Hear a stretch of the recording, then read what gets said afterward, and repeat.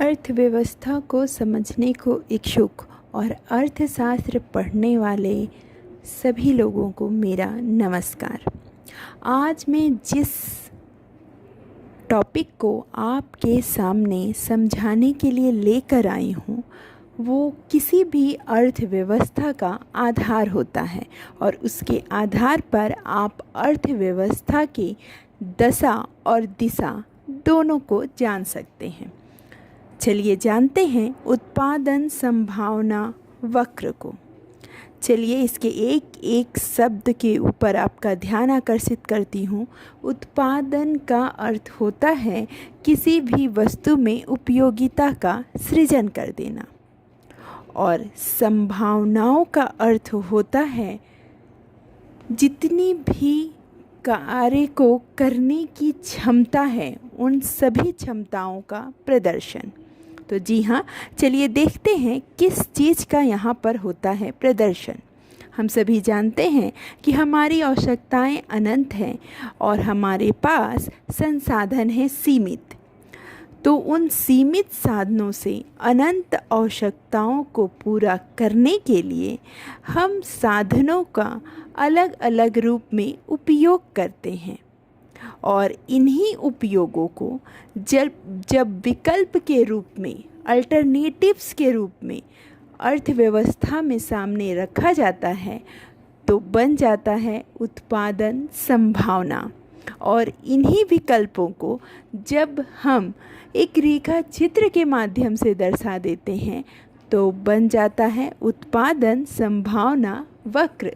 तो याद रखिएगा, उत्पादन संभावना कुछ और नहीं है बल्कि एक देश के सीमित संसाधनों का अच्छे से उपयोग करने पर क्या क्या वो देश प्राप्त कर सकता है उसी को बताने वाला एक वक्र है।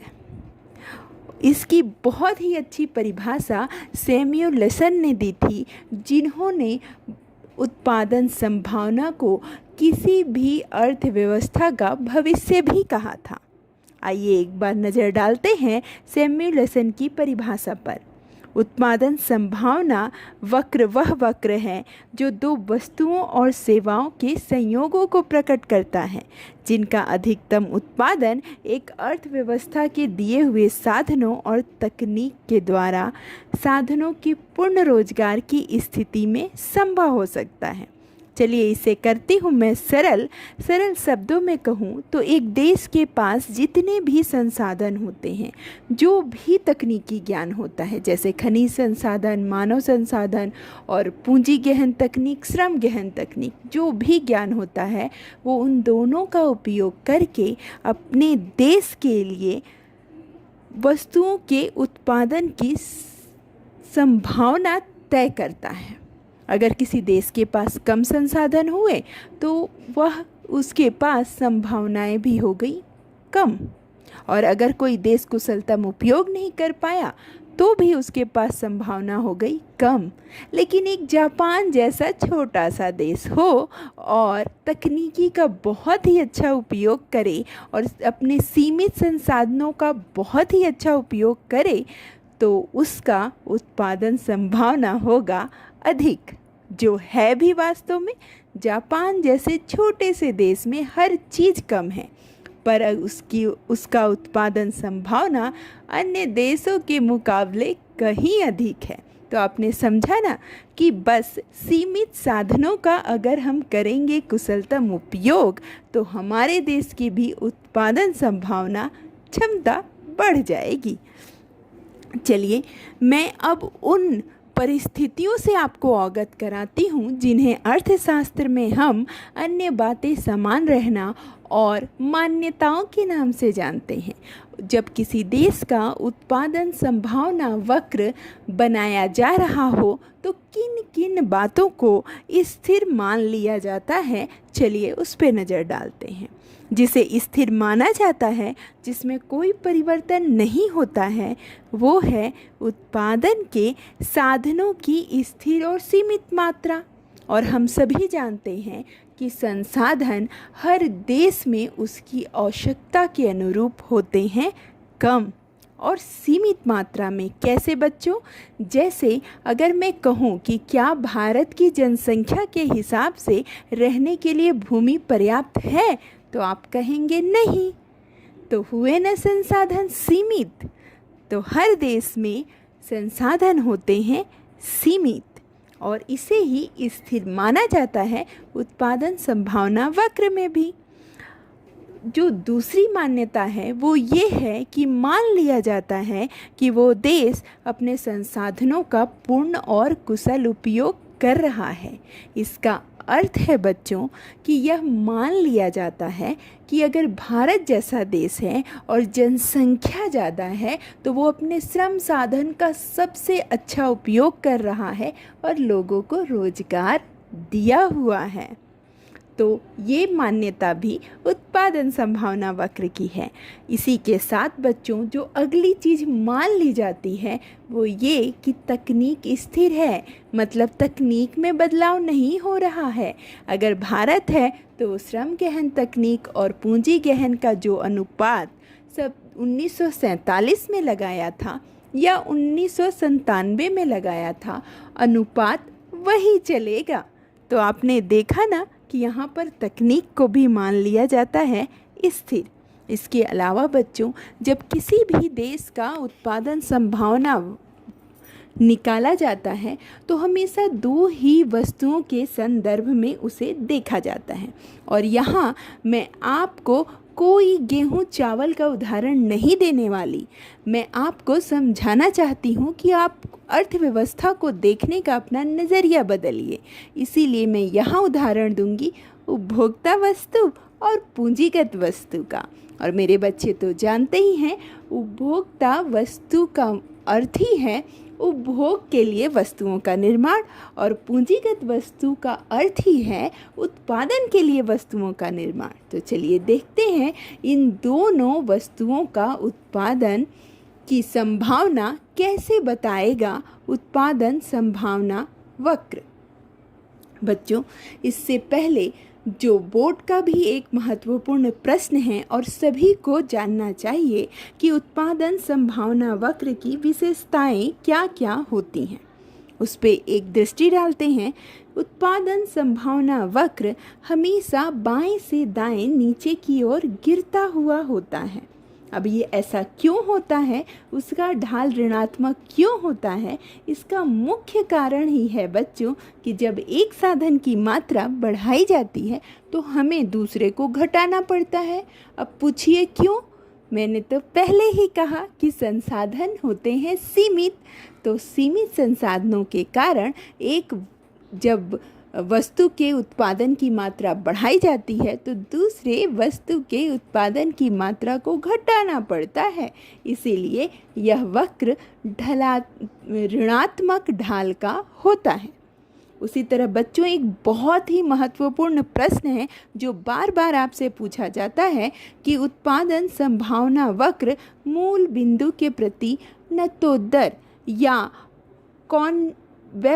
कॉनकेव क्यों होता है। तो चलिए हम जानते हैं कि यह कॉनकेव क्यों होता है। इसका भी कारण है बच्चों सीमांत प्रतिस्थापन की दर। जी हाँ, सीमांत प्रतिस्थापन की दर एक वस्तु की मात्रा को बढ़ाने पर दूसरी वस्तु की जितनी मात्रा छोड़नी पड़ती है ना, वही होती है सीमांत प्रतिस्थापन की दर। और यह सीमांत प्रतिस्थापन की दर हमारे उत्पादन संभावना में बढ़ती हुई होती है। कैसे?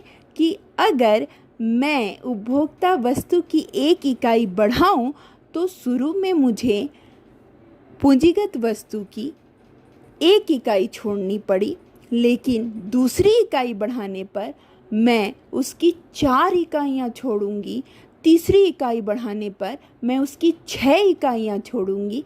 मतलब सीमांत प्रतिस्थापन दर को मैंने बना दिया बढ़ता हुआ। और क्यों बनाया बच्चों? क्योंकि मेरे पास संसाधन है सीमित। तो आप समझ गए ना कि बढ़ती हुई सीमांत प्रतिस्थापन की दर ही वह कारण है जिसके वजह से उत्पादन संभावना वक्र का आकार हो जाता है नतोदर, या जिसे हम कहते हैं कॉनकेव।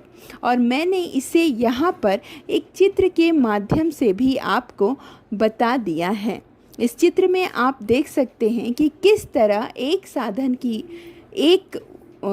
साधन की मात्रा को बढ़ाया जा रहा है, एक वस्तु के उत्पादन को बढ़ाया जा रहा है तो दूसरी वस्तु के उत्पादन को घटाया जा रहा है।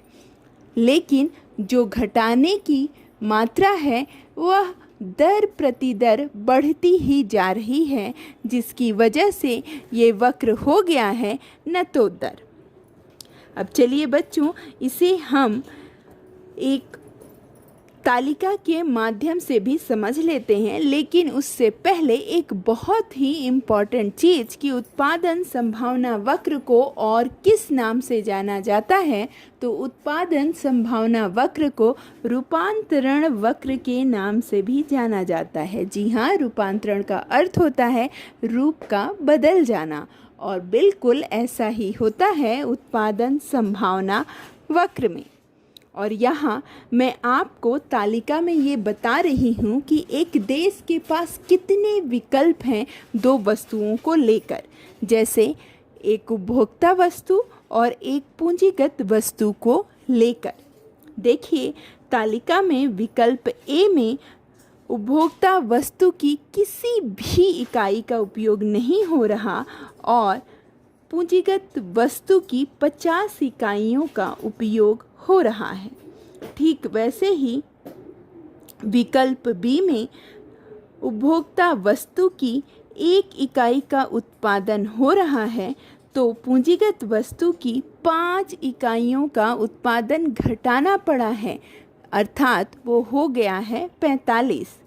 ठीक ऐसे ही तीसरे संयोग सी में जब उपभोक्ता वस्तु की 1 और इकाई का उत्पादन बढ़ाया गया तो पूंजीगत वस्तु की 10 इकाइयों का उत्पादन घटाना पड़ा है। तो अब हमारे पास घटाने पर जो उत्पादन इकाई बची वो हो गई 35। ठीक वैसे ही अगले संयोग में जब उपभोक्ता वस्तु की 1 इकाई को बढ़ाया गया तो यहाँ पर कुल 15 इकाइयों को घटाना पड़ा है, और मैंने इसे सीमांत प्रतिस्थापन के कॉलम में आपको बहुत अच्छी तरह बता दिया है। तो अब आप समझे ना कि किस तरह सीमांत प्रतिस्थापन की दर बढ़ती चली गई। पहली इकाई में 5 तो दूसरी में 10, तीसरी में 15 तक पहुंच गई। तो इसी वजह से वक्र का आकार हो जाता है कॉनकेव, या जिसे हम हिंदी में कहते हैं नतोदर। यहाँ मैंने तालिका का स्पष्टीकरण भी आपको दे दिया है। अब आइए बच्चों, नज़र डालते हैं चित्र पर कि किस तरह इसी तालिका की सहायता से मैंने इस चित्र को बनाया है। जैसे ए संयोग को देखिए, जहाँ पर जो उपभोक्ता वस्तु है वो 0 है और पूंजीगत वस्तु की 50 इकाइयाँ हैं। ठीक वैसे ही संयोग बी पर उपभोक्ता वस्तु की 1 इकाई और पूंजीगत वस्तु की 45 इकाइयाँ हैं। उसी तरह संयोग सी पर उपभोक्ता वस्तु की 2 इकाई और पूंजीगत वस्तु की 35 इकाइयाँ हैं, और बिंदु डी पर उपभोक्ता वस्तु की 3 इकाई और पूंजीगत वस्तु की 20 इकाइयाँ हैं। और आगे बढ़ते ही हमारा जो संयोग ई बिंदु पर मिला, वहाँ पर उपभोक्ता वस्तु की 4 इकाई और पूंजीगत वस्तु की 0 इकाई है। क्यों बच्चों? क्योंकि वहाँ पर वक्र OX अक्ष को छू रहा है, और जब भी कोई वक्र किसी अक्ष को छूता है तो उसका वहाँ पर मान 0 हो जाता है। इसीलिए मैंने कहा कि यहाँ पर ई बिंदु पर उपभोक्ता वस्तु की 4 इकाई का उत्पादन तो हो रहा है, लेकिन पूंजीगत वस्तु की इकाई हो गई है 0। और चित्र में जो F बिंदु है वह बिंदु अप्राप्ति का बिंदु है। मतलब देश की अर्थव्यवस्था अभी इस योग्य नहीं हो पाई है कि वह इस बिंदु को प्राप्त कर सके। तो बच्चों, जैसे ही देश की अर्थव्यवस्था इस योग्य हो जाएगी, हमारा उत्पादन संभावना वक्र भी आगे की ओर खिसक जाएगा। अब चलिए देती हूँ आपको एक क्विक रिवीजन। क्या होता है उत्पादन संभावना वक्र?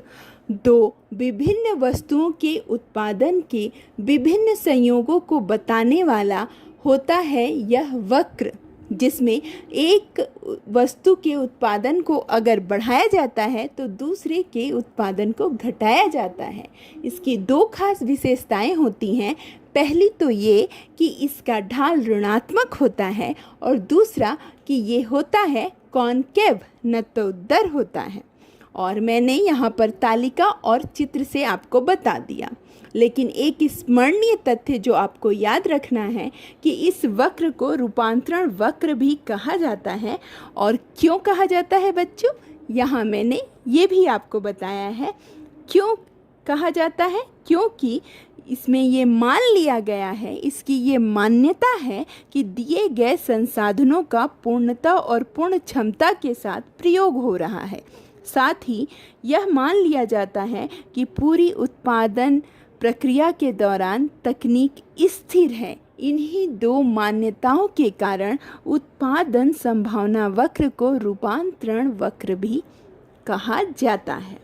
और बच्चों, इसी के साथ आपको ये याद रखना है कि हर एक देश के पास तीन ही विकल्प होते हैं।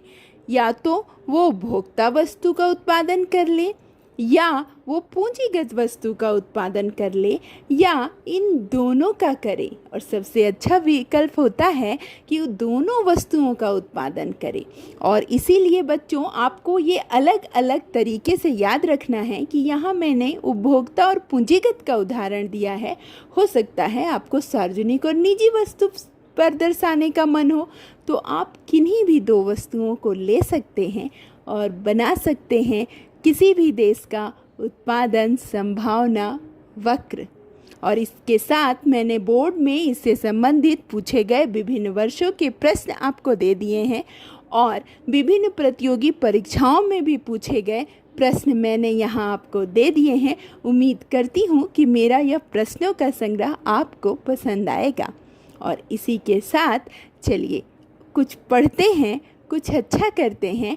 आपकी सफलता ही मेरा उद्देश्य है। और साथ ही बच्चों, अगर वीडियो अच्छा लगे तो लाइक और सब्सक्राइब करना नहीं भूलिएगा। धन्यवाद।